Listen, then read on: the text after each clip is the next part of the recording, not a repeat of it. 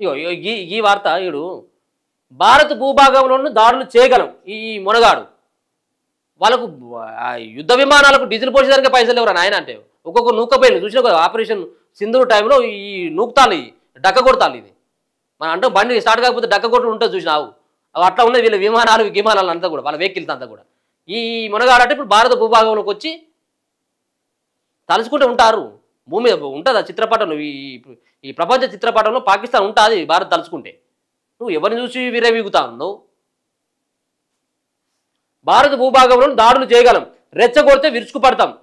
Pakistan army chief Munir ప్రేలాపనలు అనుభూతి చూపిస్తూ ఈయన హెచ్చరిక అనుభవం ఉన్నదని ఒక విరవీగిపోతానున్నాను దీనే సరిహద్దులు దాటి భారత భూభాగంలోకి ప్రవేశించి మరీ దాడులు చేయగలిగేలా రక్షణ సామర్థ్యాన్ని పెంచుకున్నామని పాకిస్తాన్ ఆర్మీ చీఫ్ అసీం మునీర్ ప్రకటించారు గీత దాటలేరు అనే భారత నమ్మకాన్ని వమ్ము చేయగలమని హెచ్చరించారు ఏ చిన్న రెచ్చగొట్టే కార్యక్రమానికి దిగినా తీవ్రంగా స్పందిస్తామని భారత్ను హెచ్చరించారు ఇప్పుడు నిన్ను ఢీకొట్టాలంటే భారత్ అవసరం లేదు భారత్ అవసరం కూడా లేదు పక్కన ఉన్నటువంటి ఈ మన ఇది ఉంది కదా నేను దాడే కదా నిన్న పాకిస్తాన్ పైన ఇక్కడ ఇది బంగ్లాదేశ్ సో బంగ్లాదేశ్ కాదు ఆఫ్ఘనిస్తాన్ పాకిస్తాన్ని మట్టు పెట్టాలంటే ఆఫ్ఘనిస్తాన్ ఉత్తరం చేసి పడేస్తుంది నువ్వు ఆఫ్ఘనిస్తాన్తోనే తట్టుకోలేవురా నాయన నువ్వు భారత్ జోలికి వచ్చి బతుకుతావు ఎక్కడొక్కడ దాచుకున్నాడు మనం భారత్ దాడికి ఆపరేషన్ సింధూరు టైంలో కనబడ్డారా మీరంతా ఈయన మీసాలు రూతా ఉన్నాడు తొడలు కొడతా ఉన్నాడు ఈ మునగాడు ఏ చిన్న రెచ్చగొట్టే కార్యక్రమానికి దిగినా తీవ్రంగా స్పందిస్తామని భారత్ను హెచ్చరించారు మరోసారి అనుభూతి కూడా చూపించారు అణ్వస్త్ర సామర్థ్యం ఉన్నప్పుడు యుద్ధానికి చోటు ఉండదని గుర్తుంచుకోవాలని హెచ్చరించారట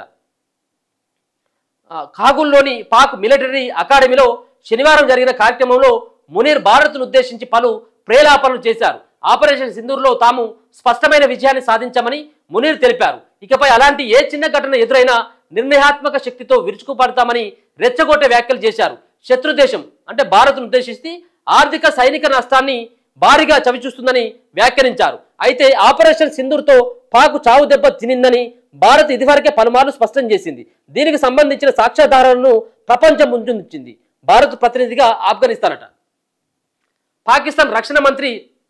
ఖవాజా ఆసిఫ్ మరోసారి తన నోటికి పనిచెప్పారు ఆఫ్ఘనిస్తాన్తో పాక్కు కొనసాగుతున్న వివాదంపై భారత్ ప్రస్తావన తీసుకొచ్చి లింక్ చేయడం ద్వారా ఉద్రిక్తతలు మరింత రాజేసే ప్రయత్నం చేశారు కాబూల్ భారత్లో ప్రతినిధిగా మారిందని వ్యాఖ్యానించారు ఆఫ్ఘనిస్తాన్ న్యూఢిల్లీ నిషేధిత తెహ్రీక్ హై తాలిబాన్ పాకిస్తాన్